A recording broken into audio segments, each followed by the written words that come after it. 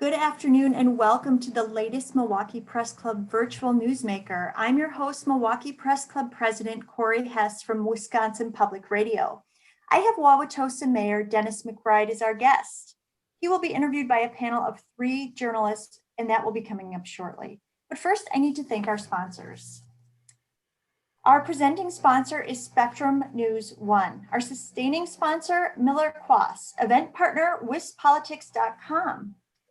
WisPolitics.com partners with the Press Club for this luncheon as part of its ongoing event series in Milwaukee, sponsored by UW-Milwaukee, Wisconsin Academy of Global Education and Training, 1125 at Pabst, Milwaukee Police Association, The Firm Consulting, Medical College of Wisconsin, and Spectrum. Once again, our guest today is Dennis McBride. Dennis spent his career as a civil rights attorney with the U.S. Equal Employment Opportunities Commission. He also served on Wauwatosa's Common Council for 10 years before being elected mayor earlier this year. Dennis, thank you for joining us today. Thank you. I appreciate the invitation. Dennis, do you want to tell us a little bit about what these last couple of months have been like for you? Sure. First of all, I'm always happy to spend time with journalists. Like a newspaper, I'm a product of the Journal Company. My parents were both reporters, and they met in the Milwaukee Journal newsroom when my dad returned from World War II. In 2002, my parents were inducted together in the Press Club Hall of Fame, and as far as I know, they're the only married couple in that Hall of Fame. As a kid, it was a special treat to visit the old Press Club in the Fine Arts Building on Wells Street. We got a special kick out of seeing the sacred cat, and we were mesmerized by the celebrity autographs written in chalk. For many years, my twin brother and I had our birthday parties at the Press Club. Because it was our birthday, the club's general manager allowed us to ring the bell from the USS Milwaukee, which stood in the corner of the club's dining room. When we rang that bell, it seemed to shake the whole building. I have only fond memories of the old club.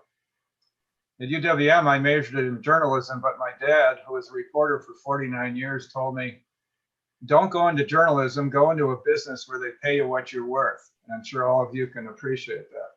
So I became a lawyer and, against my wife's advice, an elected official. I've been the mayor of my hometown, Wauwatosa, for 6 months. As they say, be careful what you ask for. My term started during a pandemic and a recession, and I've had to deal with unrest for 5 of my 6 months in office.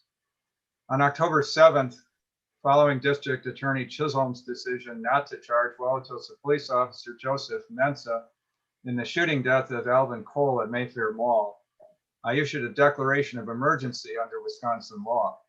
I did so at the urging of the Wauwatosa Police Department and Governor Tony Evers. We began preparing for the district attorney's decision in July. We reached out to Governor Evers' office, and the Wauwatosa Police coordinated their efforts with other police departments. After the unrest in Kenosha, which took place from August 23rd to 28th, our planning took on more urgency. As you know, the Kenosha unrest resulted in deaths, serious injuries, and the burning of several blocks of buildings. Local protesters were joined by protesters from other cities and were met by counter-protesters, many of them white supremacists from out of state. Only when Governor Evers called out the National Guard was the situation brought under control. We could not allow such a situation to develop in Wauwatosa. In the weeks before the district attorney's announcement, we had received several credible threats of violence and vandalism, including but not limited to burning down Mayfair Mall, and concerns that outside agitators would enter Wauwatosa. During our 5-night emergency period, most of the protesters were peaceful, but the police did arrest a few people for carrying Molotov cocktails. Protesters pulled dumpsters into North Avenue and tried to set them on fire, and some windows of businesses and apartment buildings were smashed. On live videos on Facebook, we also observed people from Seattle, Illinois, Texas, and elsewhere, protesters and counter-protesters among the crowds. It was a dangerous situation. On the second night, some of those arrested were taken to the West Allis Police Department for booking. There, a standoff between protesters and counter-protesters began, and General Paul Knapp deployed 25 National Guardsmen to West Allis to keep the peace. Beforehand, we had 2 options: treat the situation as business as usual or prepare for the worst. Treating the situation as normal would have run the risk of having inadequate resources available to quell serious violence. Preparing for trouble allowed us to keep the situation under control. If we had done nothing to prepare and injuries, deaths, and major property damage had occurred, we would have been properly criticized for not protecting our community and its people. Some people disagree with the emergency declaration and the curfew we imposed. We expected that. But we've also heard from many people of all political persuasions who support what we did. We do not know what would have happened if we had not taken precautions. What we do know is that unlike Kenosha, no one was killed. No one was seriously hurt. No serious property damage occurred. During the 5-night period, the protests were able to continue. Now, please allow me this political observation. The people who disagree with our curfew are people who support Joe Biden for president. After Kenosha, Democratic leaders criticized Governor Evers for not more quickly handling the riots there. They feared the Kenosha unrest would cause suburban voters to vote for President Trump. Republican officials denounced Governor Evers too, and before the Tosa unrest, they criticized me for rejecting their demands to ask Trump to send in federal troops. But Wauwatosa did not turn into Kenosha, and I have not heard a word from these officials since. The only hint of the Republican strategy is an occasional commercial by an assembly candidate scolding her Democratic rival for not denouncing the unrest in Wauwatosa. Ask yourself, if Wauwatosa had had real violence, would Joe Biden be able to compete in Wisconsin? Finally, I want to make something clear. I'm not opposed to protest. I protested myself in the past. I've dedicated my entire professional and civic career to working for racial justice. As Corey just mentioned, I spent 24 years at the U.S. Equal Employment Opportunity Commission litigating cases for victims of job discrimination. Last year, I successfully advocated to have the home of Wauwatosa's first Black family declared a city landmark. In one of my first acts as mayor, I apologized for Wauwatosa's racist history, the first mayor to do so. I have appointed several people of color to city boards. I will continue to advocate for equity. The Common Council and I regularly receive demands that we fire Officer Mensah and Chief Weber. We do not have that power. The Wisconsin statutes give total authority over the hiring, firing, and discipline of police officers to the city's police and fire commission. Nevertheless, in July, the Common Council and I did issue a resolution directing the police chief and city administrator to, quote, facilitate the transition of Officer Mensah from his employment at the Wauwatosa Police Department, close quote. And we are moving forward with reform. We have retained an outside consultant to review the police department's operations, directed the police department to buy body cameras, ban chokeholds, and required implicit bias training, not just for our police, but also for our city staff and elected officials. We also became the first Wisconsin community to adopt the Metropolitan Milwaukee Association Commerce Pledge to increase diverse hiring. We are working on many other reforms, not just in the police department, but in all city departments. With that, I'm eager to answer your questions.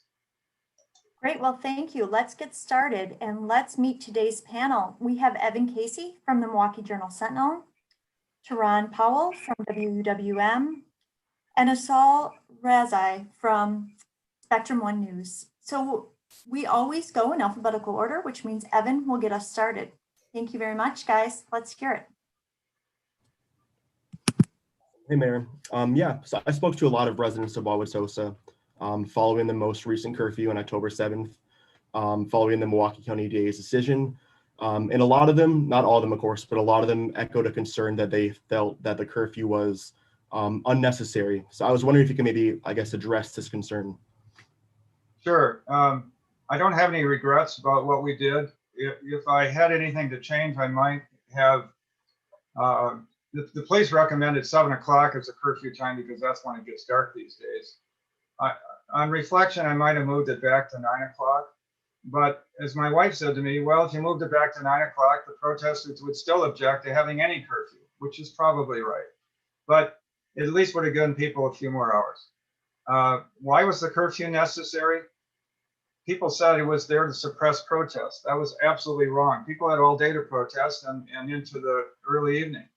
the curfew was imposed so that people who were not part of the protest, who were not part of the counter protest, people who might have been there, as happened in Kenosha, who were outsiders trying to stir up trouble. The people in Wauwatosa, the people going through Wauwatosa, the people working and shopping in Wauwatosa wouldn't be caught up in that kind of agitation. So it was there to protect people living, working, and coming through Wauwatosa. It was not there to suppress protest. I apologize for the fact that we all had to stay inside during that time. I wish it weren't so. Nobody likes a curfew, but I remain convinced at this point that what we did was the right thing. And as I said, no one got seriously hurt. Our primary goal was to make sure that no one got hurt. Thank you. Ron, are you next? Yeah. It's Taryn, everybody, just to alleviate any confusion. But yes, Mayor, there are folks who want you to resign. They have said the same about the chief, the city attorney, and the county DA. But what do you have to say for folks who, you know, want you to leave your post? They say they don't agree with the way you've been leading the city. They don't agree with how you've kind of given control to the police department. How do you respond to that? Well, the last time I checked, we live in a democracy, and in a democracy, people vote. I got over 60% of the vote in April, and it was for a 4-year term. I intend to serve that 4-year term, and I intend to do what I think is right for the people of Wauwatosa. If they don't like it, they can vote me out. You know, yes, I've received, I have one kind of unhinged person who literally every day sends me an email with the subject line "resign" with 3 exclamation marks with no text. But I also literally every day also receive the thanks of people, as I did just an hour ago when I was finishing my swim. A friend came up and said, "Thank you for what you did. Everything you did was just right." And yesterday I got an email like that. So, I mean, I get back and forth from people. That's what happens in a democracy. Some people agree with you and some people don't. You know, Lincoln said, you can please all of the people some of the time, you can please some of the people all of the time, but you can't please all of the people all of the time. My term is up in 4 years, and if people don't like me, they're free to vote me out. I'll go back to retirement. That's all. You can take the next one.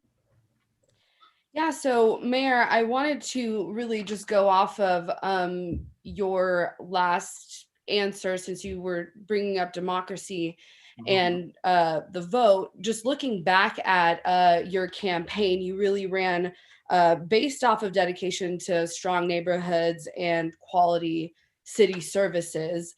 And, you know, you just mentioned you feel like you've handled things the right way, but if you could go back into the past couple of months and redo anything, would you, and why? The only thing I would have undone is, as I said, I would have moved the curfew time from 7 to 9 p.m. Otherwise, I've looked back. I have to say I'm one of my own worst critics. My father always said, I don't have to push you because you're harder on yourself than anybody else. And unfortunately, I've maintained that during my lifetime. I really think that we've done what we've had to do to maintain safety in Wauwatosa, make sure that everyone's safe. I wish that it weren't so. I wish that we hadn't had to impose curfews and bring soldiers in and things like that. But I would have been so criticized if what happened in Kenosha happened in Wauwatosa all over again after the lessons of Kenosha. If somebody had gotten killed, if somebody had gotten grievously hurt, if buildings had burned down, I'd have that on my conscience the rest of my life. And I would have deserved all the criticism I received after that. Thank you, Evan. Back to you.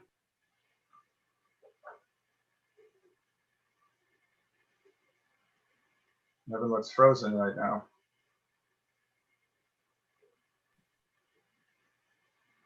I think, Evan, you're up next, if you guys can hear me. Evan, can you? Evan seems frozen. Yeah, Karen, do you want to go ahead? Yeah, I'd like to jump in, Mayor. You said you would have been criticized if things had been a lot worse, but do you think you don't deserve criticism now from the public? People are Like for the police forces, how protesters were treated? well, again, people are free to criticize, and I accept that. That's fine. I don't have total control over the police department. Unlike the President of the United States, I'm not the commander in chief of the armed forces. So I don't control everything that the police do. I don't agree with everything the police do. In general, I think they did a good job. There were a few things that we're going to look at, and we're going to make sure that we do a thorough review of what happened. We haven't had the time to have everybody sit down and do that. I want to do that with the city attorney's office. I want to do it with the city administrator and the police and make sure that we have a thorough review. But again, in general, we expected that some people would disagree with what we did. And as I said earlier in my remarks, we had two options: do nothing, treat it as business as usual, and keep our fingers crossed, which after Kenosha was not an acceptable alternative, or to prepare for the worst and then hope for the best. And we did prepare for the worst, and we protected our community and its people. And so I reject the criticism.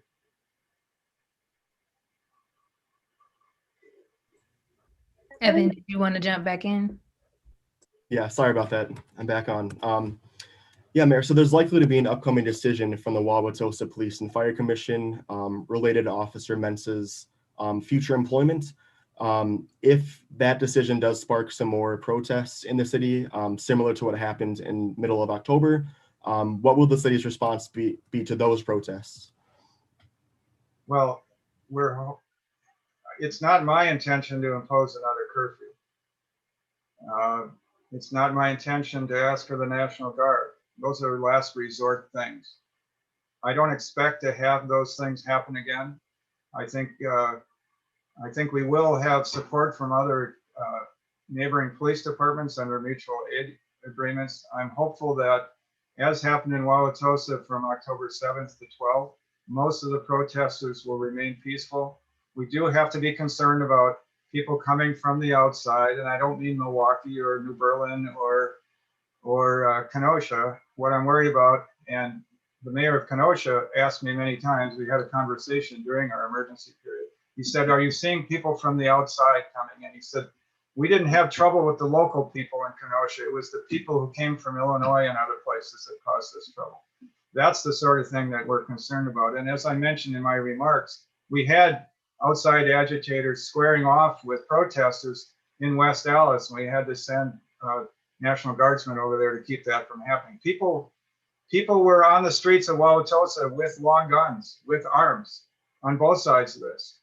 And that's something we have to be concerned about. But again, it is not my plans, my hope that we don't have to even think about curfews and National Guardsmen in the future.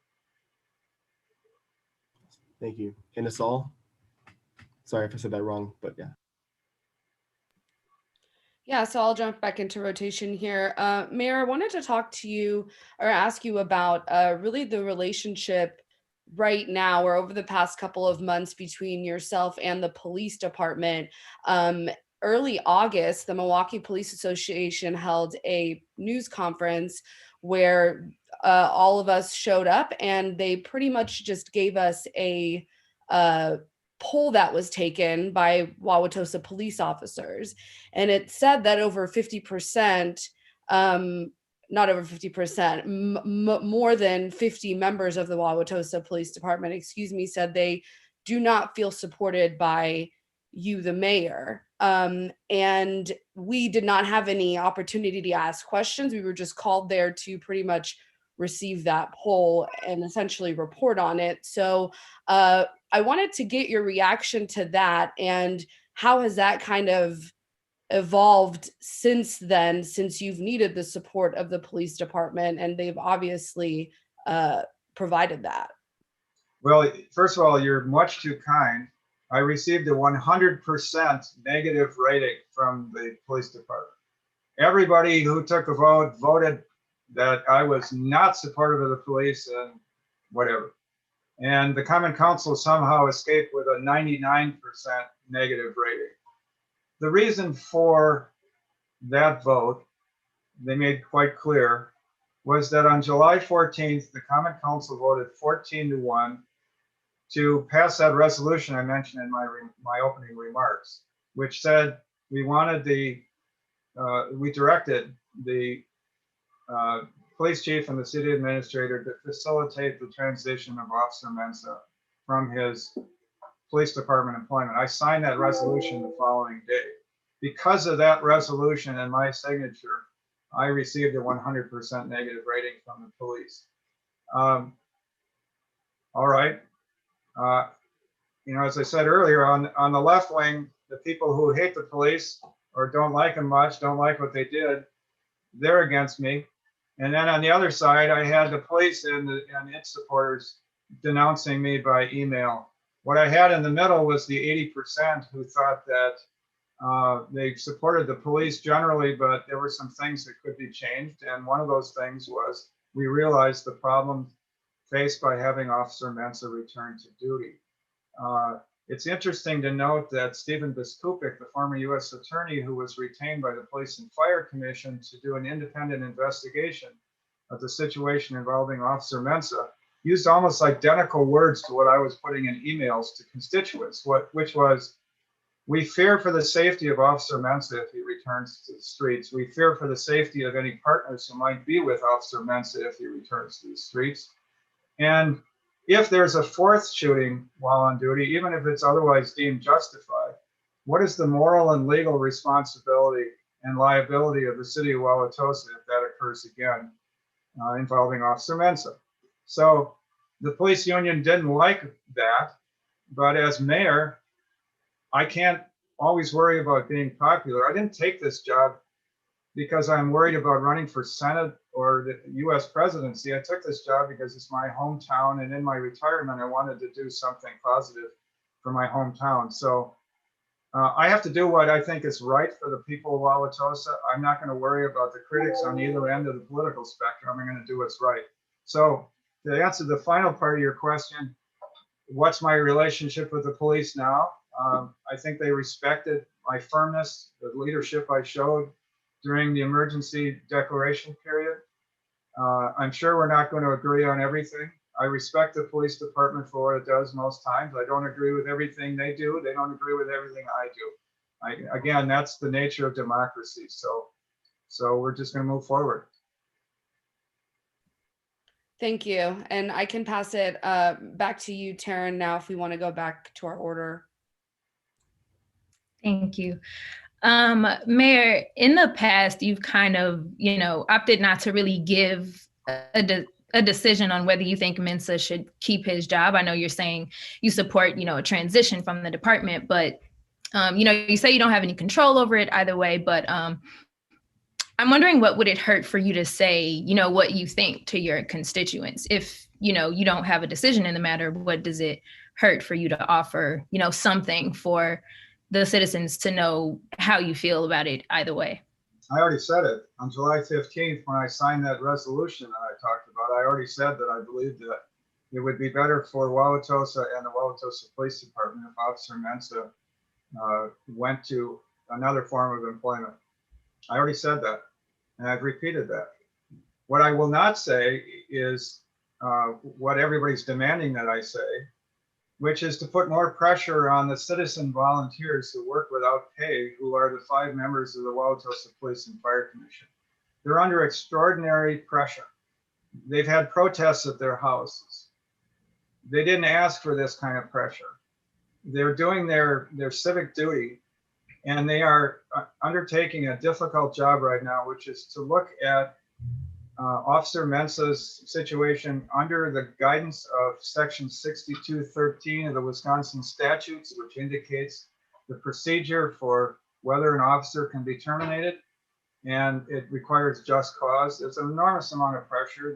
They're dealing with the Biskupik report. They're dealing with other things. At this point, as I've said, I'm going to go back to that July 14th resolution, and I signed it the following day, and I think that makes my position clear.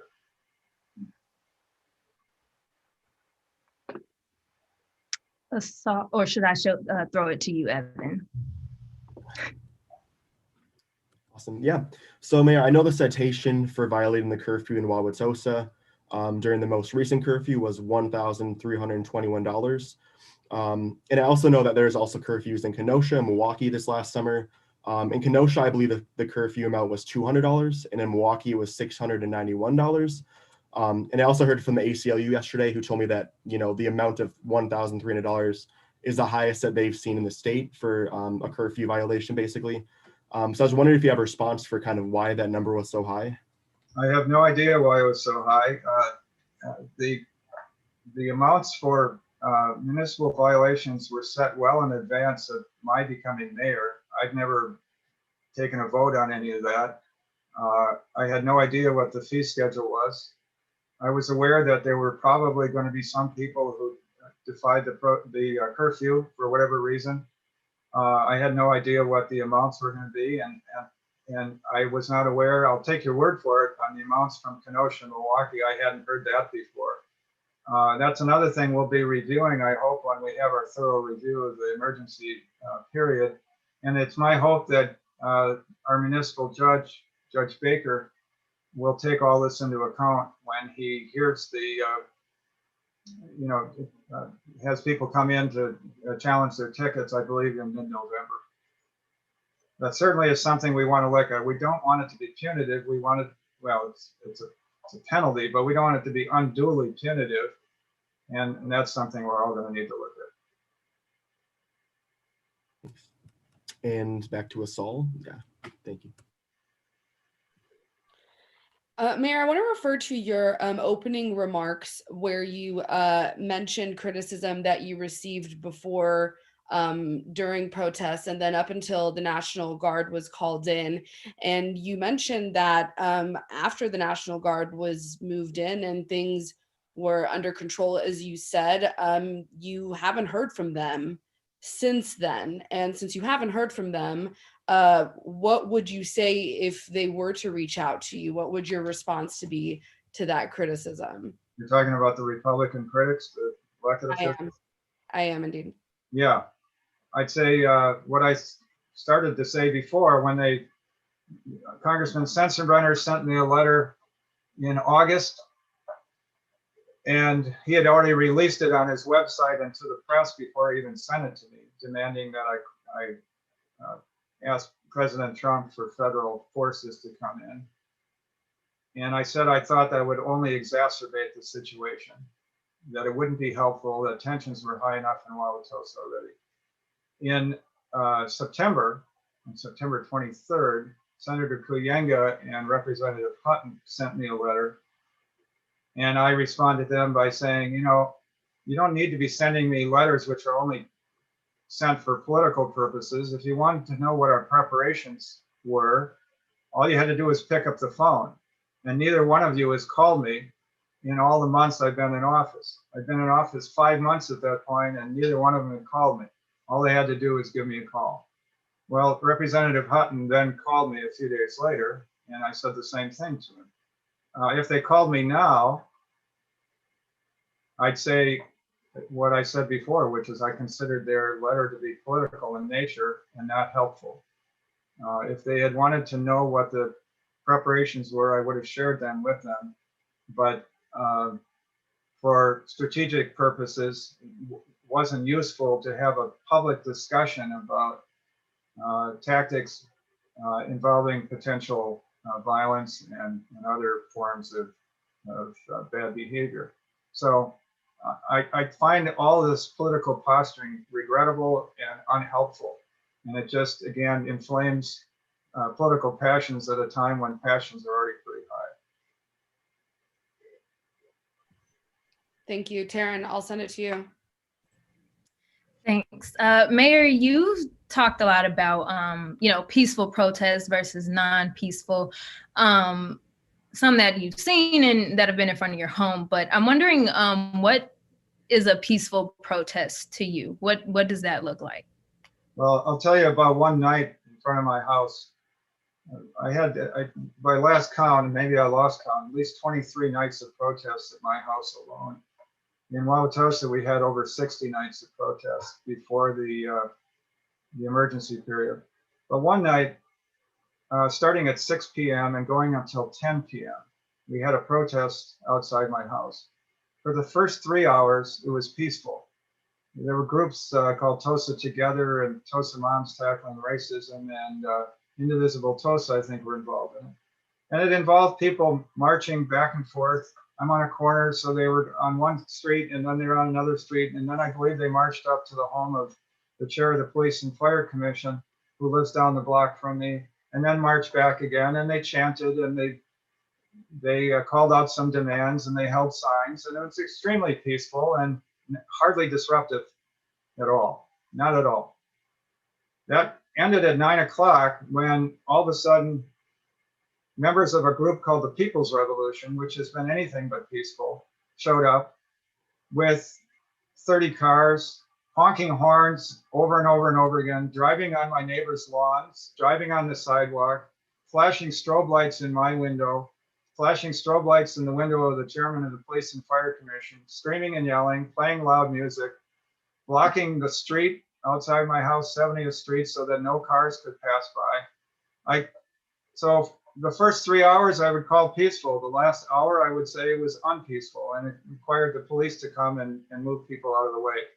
One of the things that we looked at early on was the ACLU page on Know Your Rights, How to Protest. And if you go to that website, it talks about how the Supreme Court has interpreted the First Amendment right to protest in terms of what it calls time, place, and manner restrictions. The right is not absolute.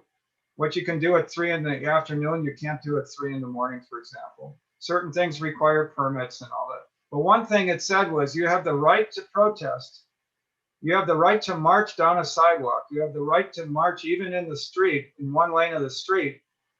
But you don't have the right, this is the ACLU talking, you don't have the right to obstruct traffic. What the People's Revolution has done over and over and over again is to obstruct traffic, among many other things, as I just described. So let's start with the ACLU guidelines and say that if you're obstructing traffic, you're not engaged in a peaceful and lawful protest. So those are some of the parameters I would use in determining what's peaceful and what's not peaceful. Can we agree that, protests aren't about convenience, though? Well, sure. I don't like having people march around in front of my house, but that's fine. I don't have a problem with that.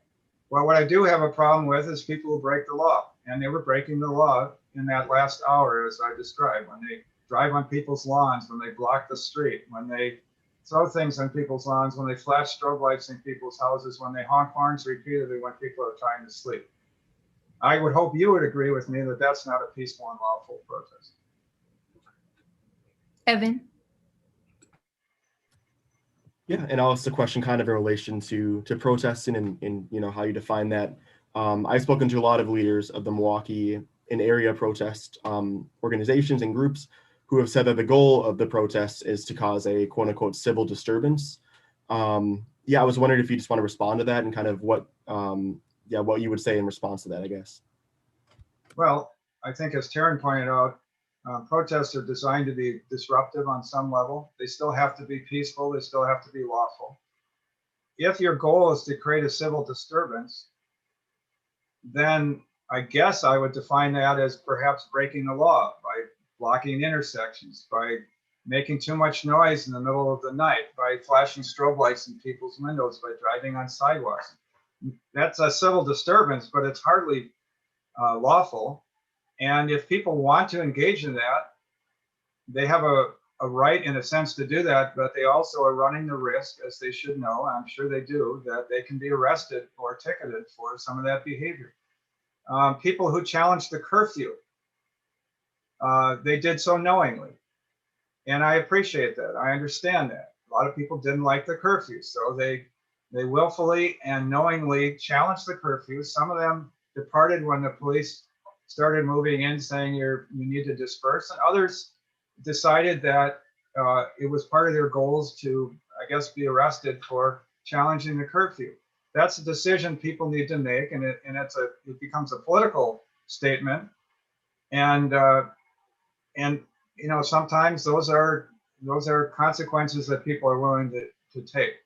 I will say this, that I've heard from many people in Wauwatosa who think that the protests over time became more and more counterproductive. Let me tell you the story about a young woman across the street from me.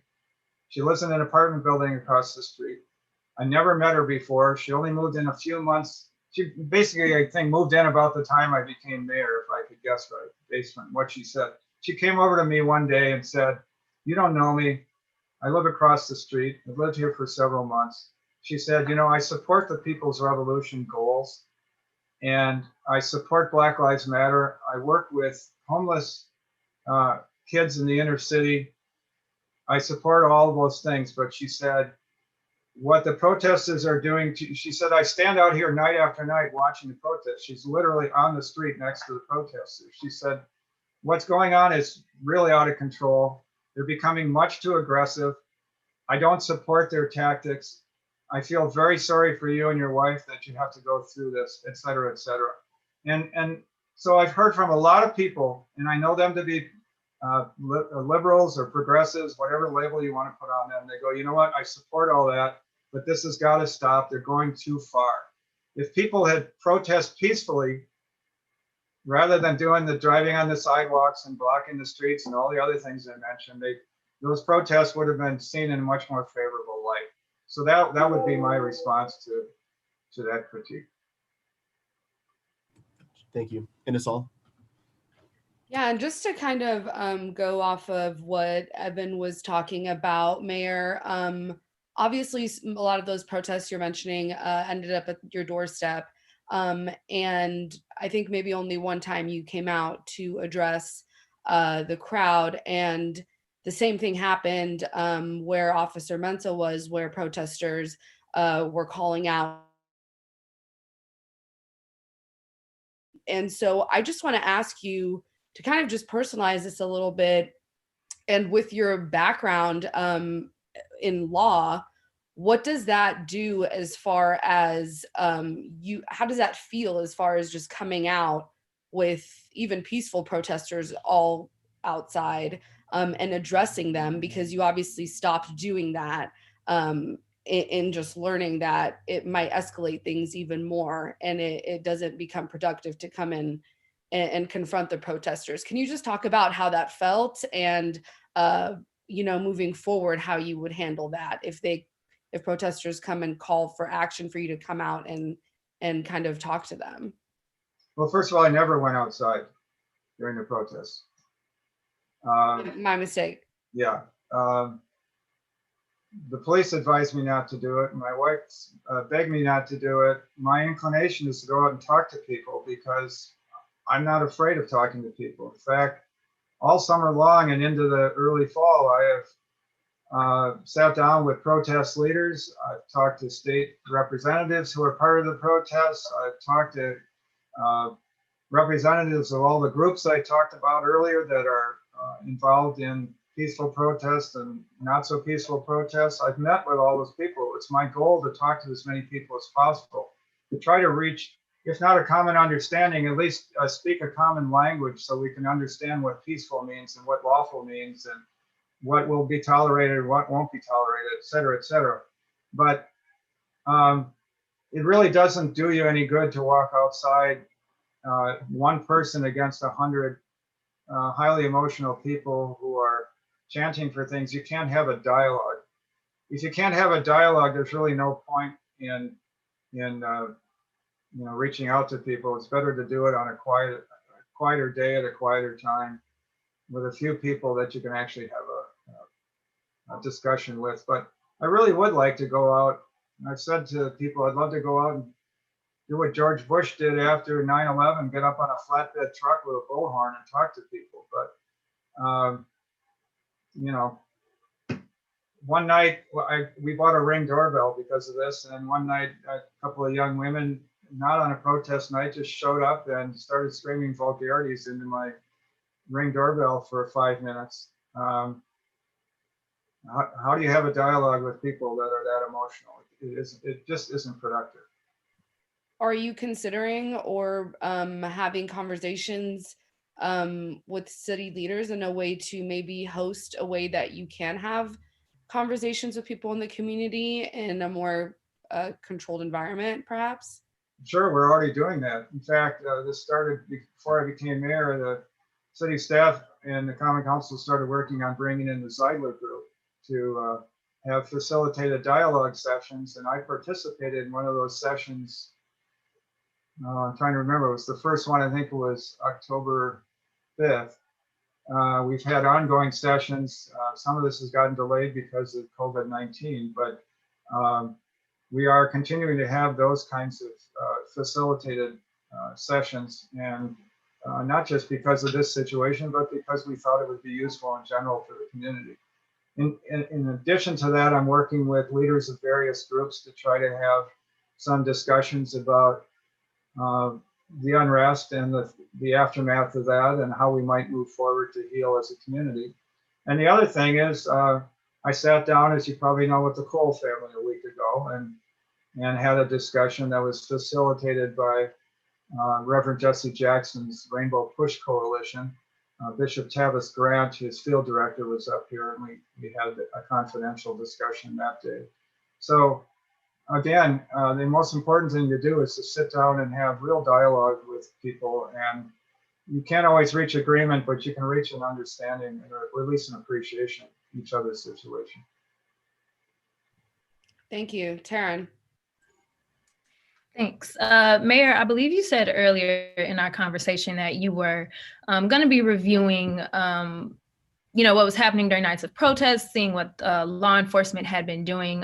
So I just want to ask you, I know you don't speak for the police department, but I want to ask you about some of the experiences that protesters had. I've spoken to a couple who talk about being handcuffed or zip tied or put in unmarked vehicles, driven around not knowing where they were going or what police department they were at, and being left, or not left, but like dropped off in unfamiliar areas of the city, not giving back their personal property. What can you say to that? What I can say to that is I've heard these allegations, and all of them will be part of the discussion that we will have with the police. And some of these things turn out to be true, and some of them turn out not to be true, and we'll have to sort out fact from fiction. And if there's any fact to any of this and it seems unreasonable, then we will make sure that in future situations, they don't happen again.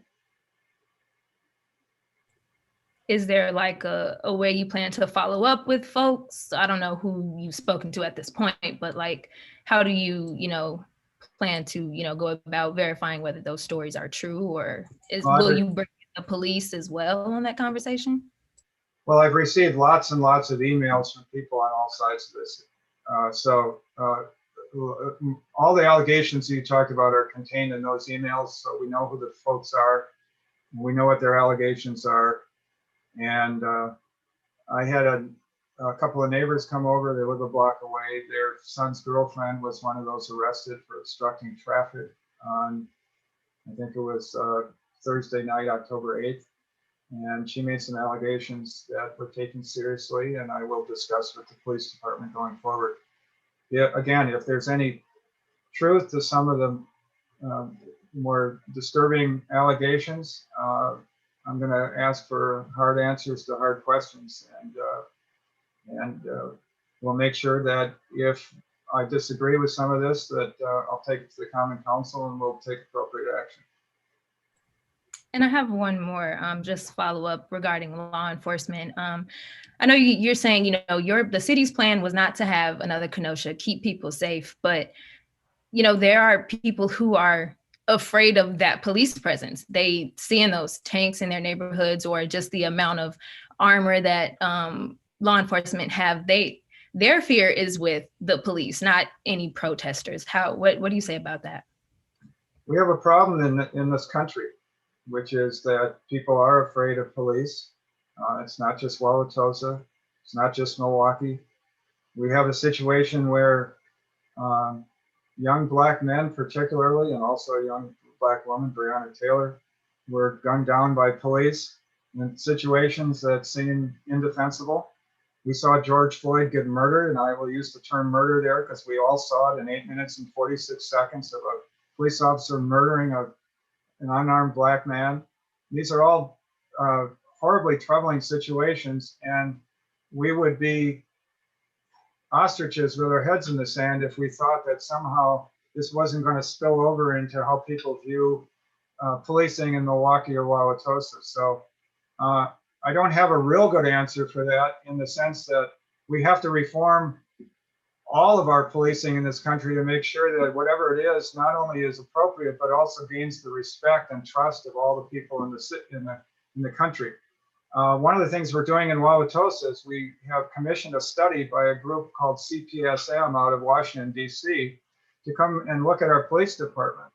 And one of the things we want to do is, first of all, have them look at what the police actually do every day and decide whether we need big brawny guys in blue uniforms to do all that stuff, or whether it might be more appropriate to have a social worker or some other civilian person handle some of those responsibilities.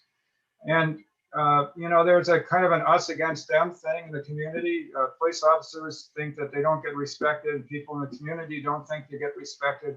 Somehow, some way, we've got to break that down so that there's a meaningful dialogue too, so that we can start to heal some of this.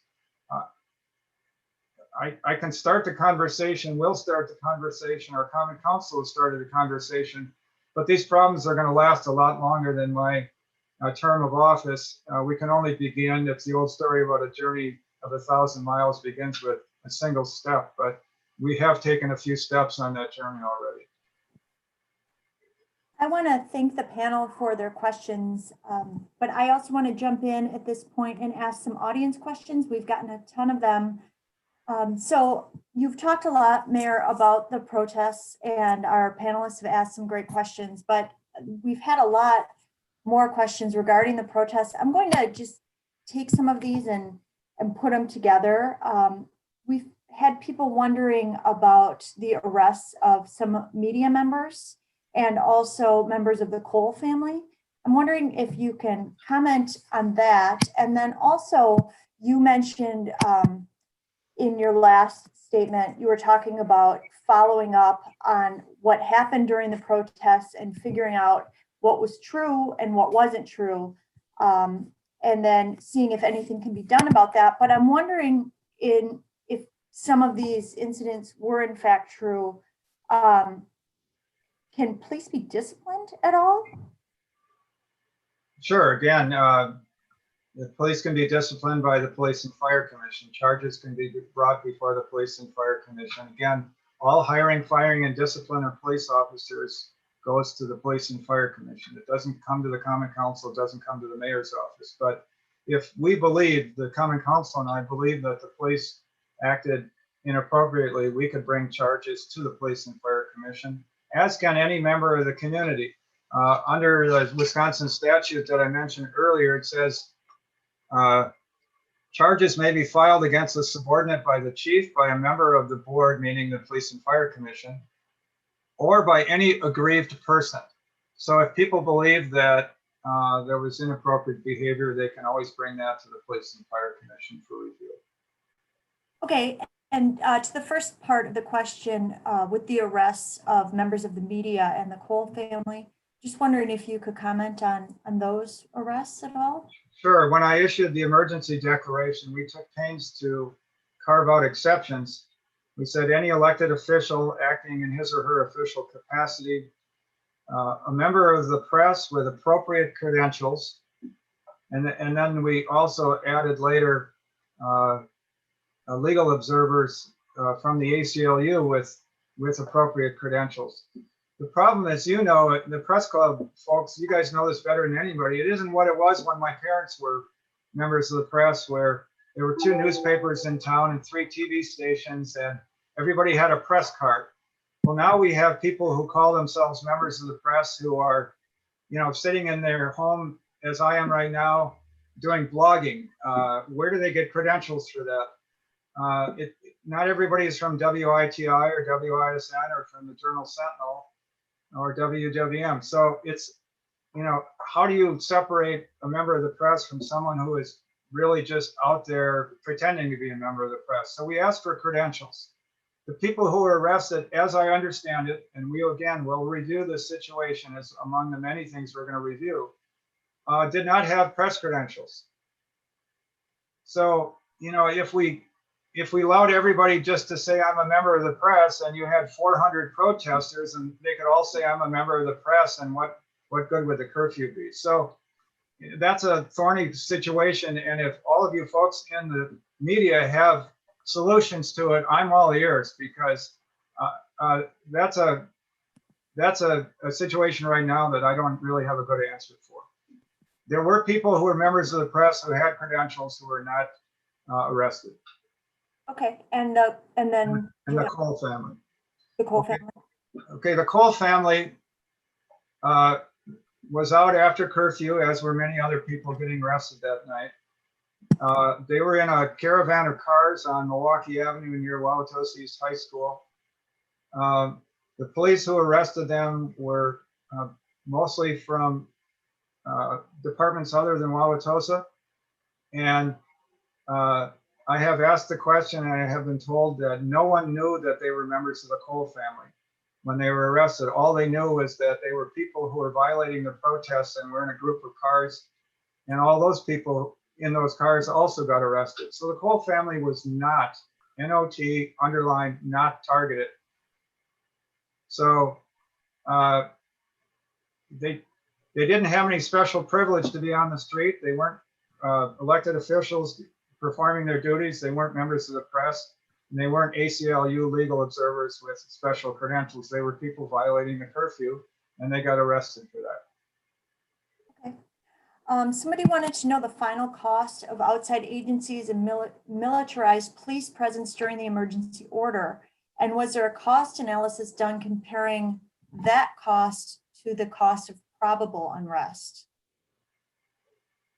So Well, to answer your second question first, I don't know how you compare anything to the cost of probable unrest. I don't know how to do that. What I do know is that when we first looked at this, and I'm sure the numbers will change, but the first number I heard is it cost Wauwatosa $28,000 during the emergency period. The costs of the National Guard are borne by the state of Wisconsin. And the cost of, you know, if the Brookfield Police Department or the New Berlin Department or the La Crosse Department showed up, those costs were borne by those departments under mutual aid agreements. So somewhere in the range of $28,000 is what I know at this point. Okay. We've got somebody asking what the background is of the Wauwatosa Police and Fire Commission, and if there are any people of color on the commission, and if any of the members have law enforcement training.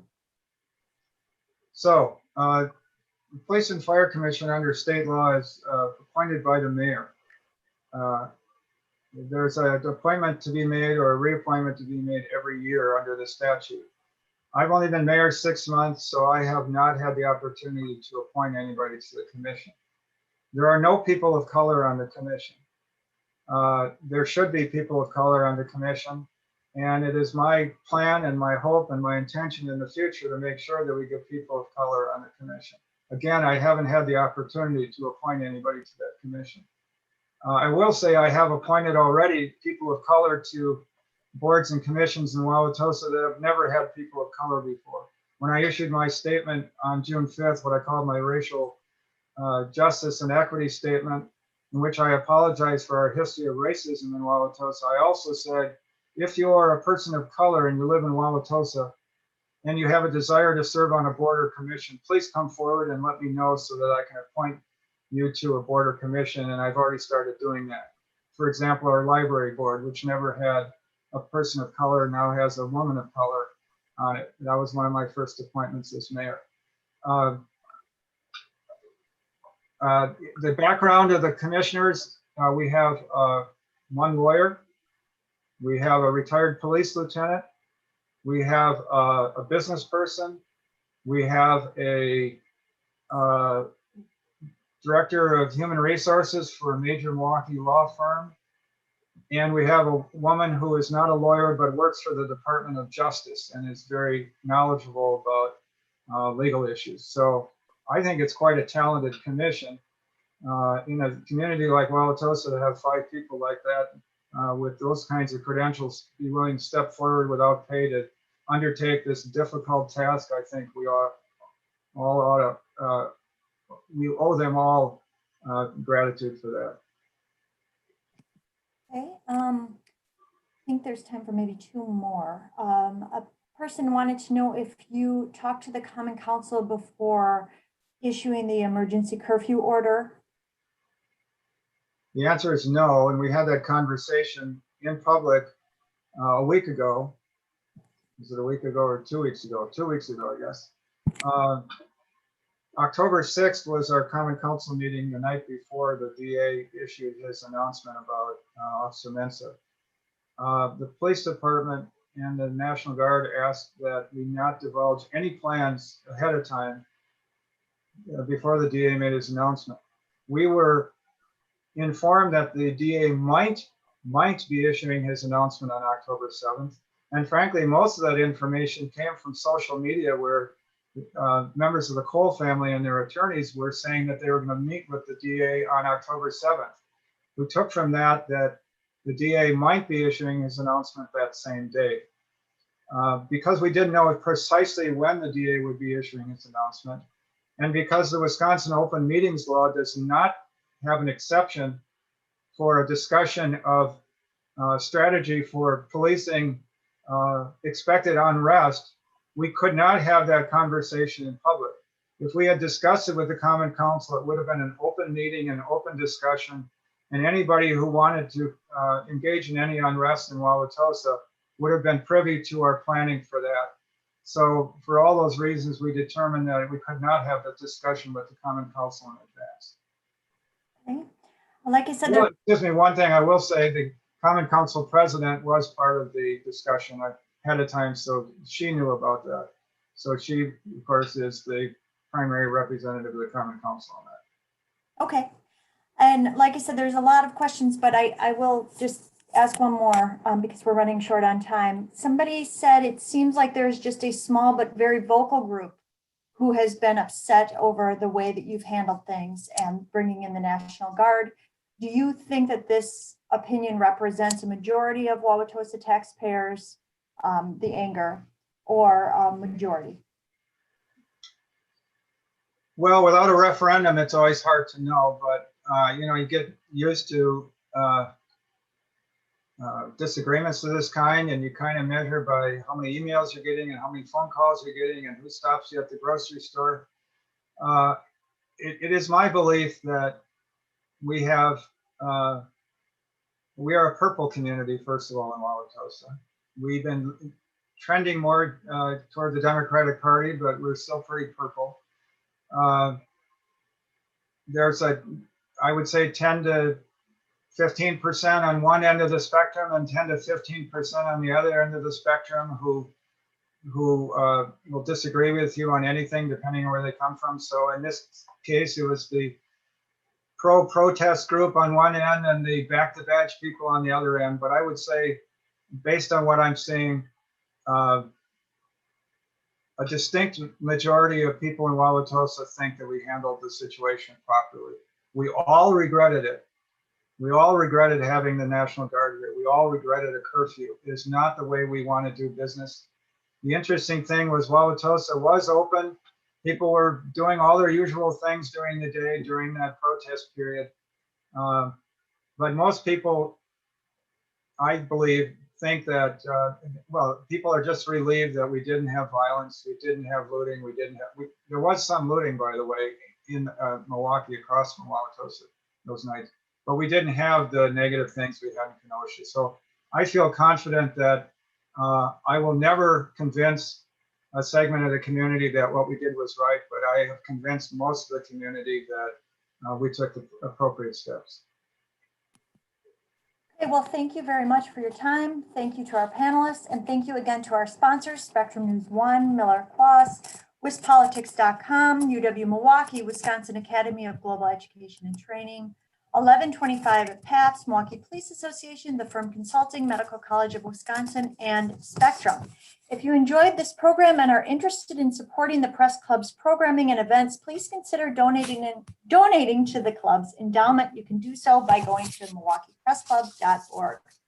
We are back tomorrow with another mayor, Milwaukee Mayor Tom Barrett, and we're here again on November 11th with Charles Franklin. Thank you. Thank you for letting me be here today. Thanks for coming.